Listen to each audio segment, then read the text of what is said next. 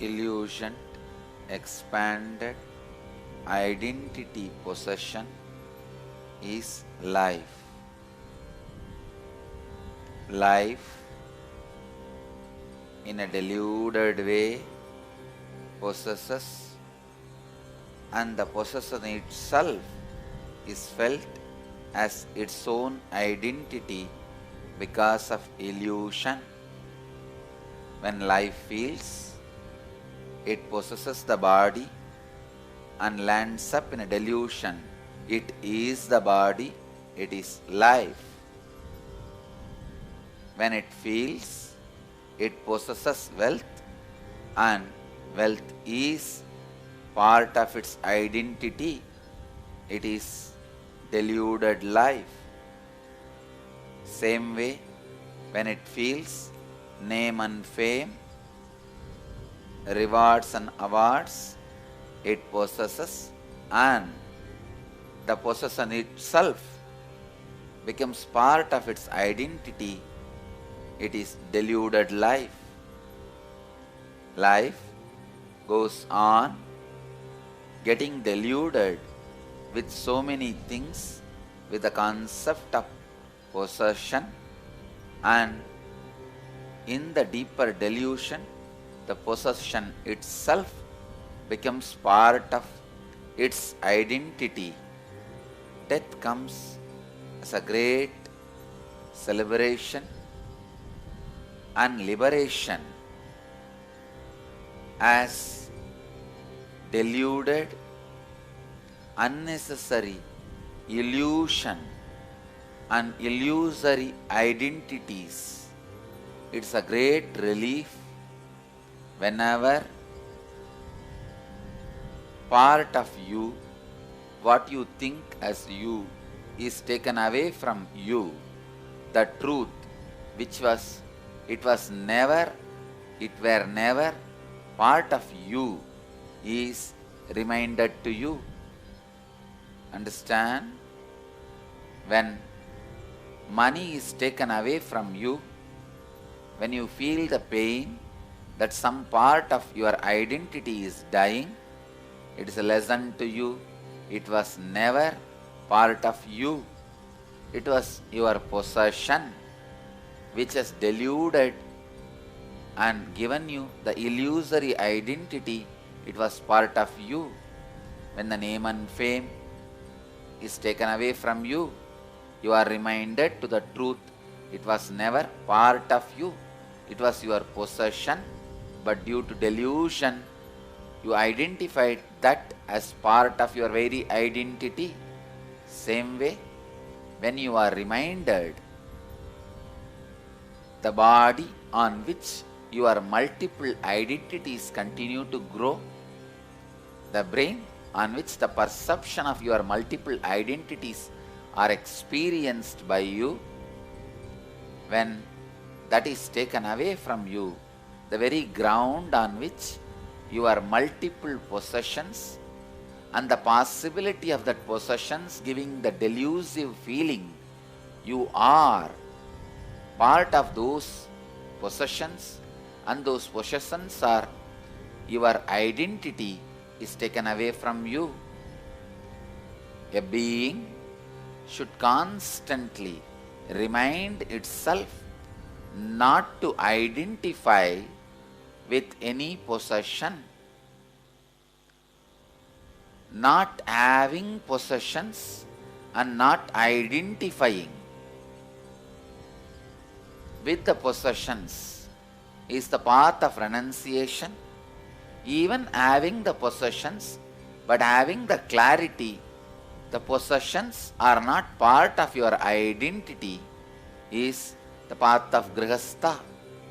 Whether you take up the path of Grihastha through the responsibility and having the wealth and everything, or the path of renunciation without having possessions itself, the important truth you need to remember is not letting anything become part of your illusory, deluded identity.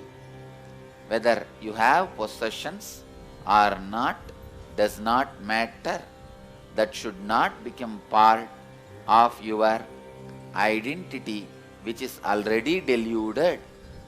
When the source gets deluded by identifying itself by the on the body, body itself is your possession. But when you identify the possession of body as your identity, the delusion of the identity begins. When the delusion of identity starts, it leads to multiple identities, like identifying yourself with your wealth, with your name and fame, with all other possessions. Death is a reminder, a powerful guru to make your being understand all this was never part of you. These were never part of your illusory or deluded understanding.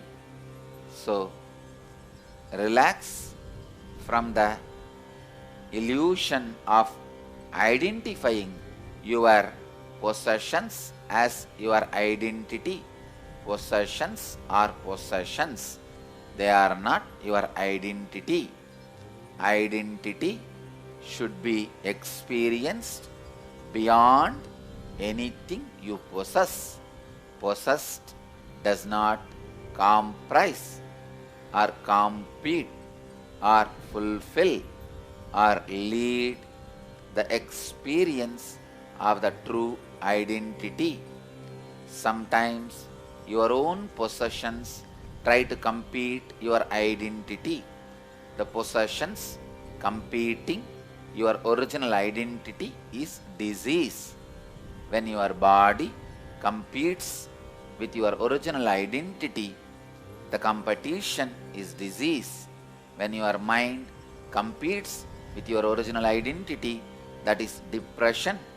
When your possessions competes with your original identity, the possessions themselves do not have independent life, but the life received from the source identity. Your possessions start competing with the source identity. That competition is perversion.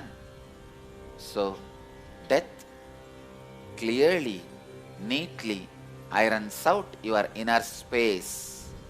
It makes you understand many things which were never part of your identity, but you assumed as part of your identity because of your experiencing possession of those things.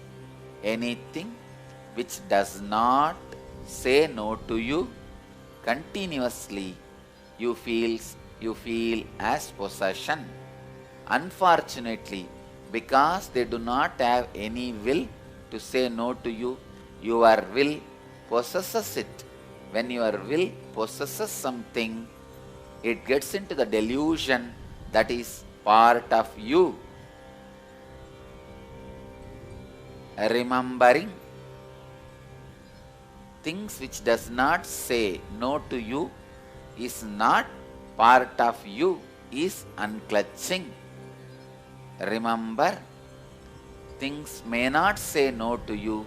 That does not mean that they are part of your very identity. They may be possessed by you. You may have ownership over them, but you cannot have identification over them. Including your body, you are only a owner.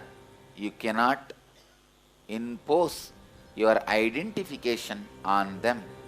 Reminding this great truth to you as a natural process is death. Death continues to happen multiple times continuously in your life because you carry multiple identities. You just need awareness to perceive, experience, live through all the multiple deaths happening. When you have the awareness, consciousness, experiencing multiple deaths in your life. You go through conscious deaths continuously. Going through conscious deaths continuously does a great conscious cleansing in you. Continuously having conscious cleansing is living enlightenment. Once you are completely cleansed in your consciousness and remain pure, you are Jivan Mukta, you are radiating enlightenment. Understand the truth, death continuously happening in you consciously is just to remind you about your original purity and help you to remain in purity.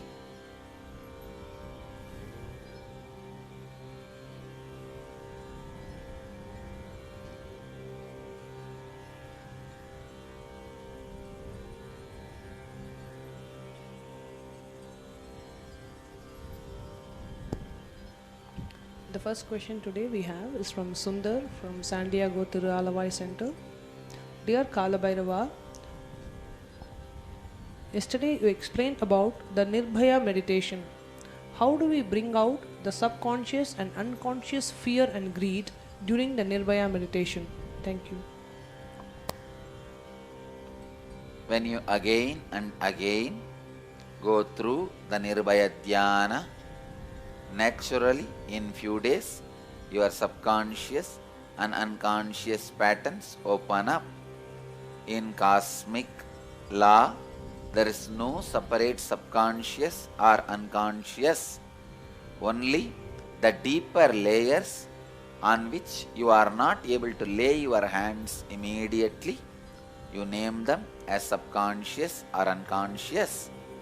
Again and again, feeling your patterns, you reach the subconscious and unconscious. There is no need for separate process other than the simple, straightforward Nirbhaya Dhyan.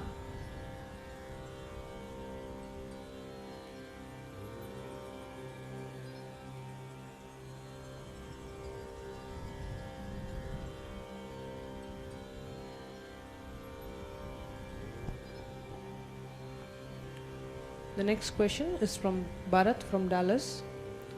In yesterday's satsang, you spoke about Bhuloka. What exactly do you mean by saying Bhuloka is a less intense projection and hell and heaven are little higher level projection? Does it mean that it is more easy to find that Bhuloka is a projection?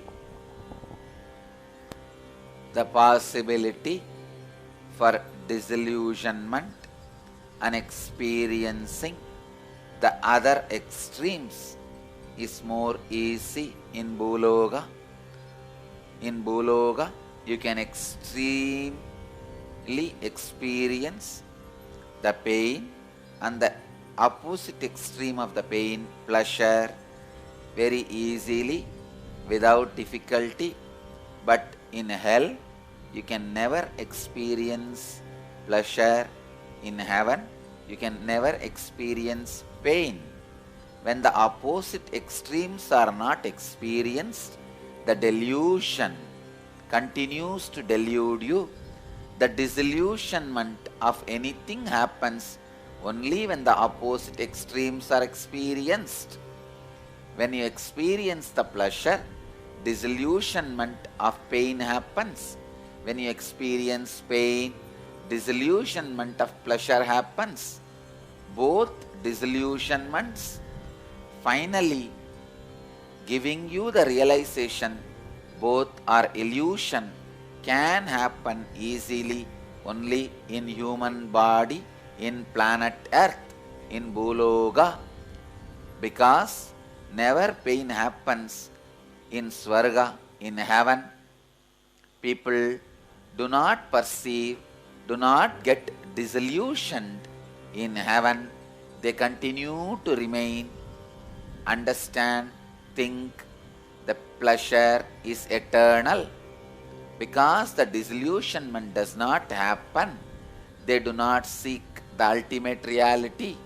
Same way in hell, because the disillusionment of the pain does not happen, even by the moment of a pleasure, they continue to remain feeling the hell is eternal. That is the reason people who are in the hell or in the heaven feel it is eternal. Only in the Bhuloka, the truth of ephemeral reality, comparative reality, is experienced. So anybody wants to experience the existential reality which is beyond ephemeral and comparative reality has to land on Bhuloka, and Bhuloka is the thinnest layer possible for penetration and going beyond your patterns, samskaras, engrams.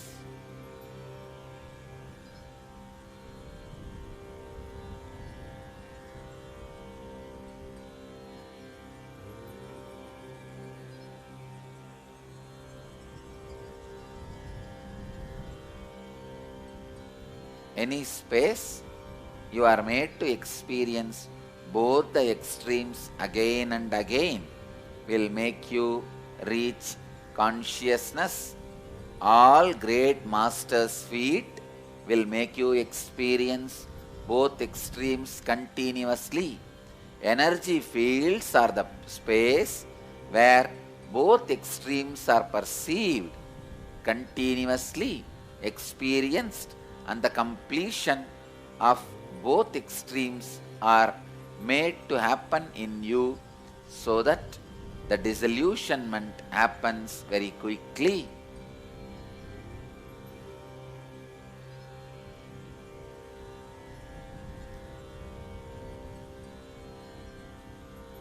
The next question is from Murali. Dear Swamiji, pranams. In yesterday's satsang, you spoke about the waking state and deep sleep states. How can we spend majority of sleep time in deep sleep, and what practices will help move from deep sleep directly to waking state? Thank you. Nirbhaya Dhyan is more than enough. You can also practice unclutching and ajapa while you fall asleep. It will reduce the quality and quantity of the time you spend in dream. Directly you can fall asleep. Even directly falling asleep and coming out of the sleep directly to the waking state may help your physical and mental health, but that will no way be helpful for enlightenment. For enlightenment, directly falling into Turiya state and coming out of Turiya is only going to help.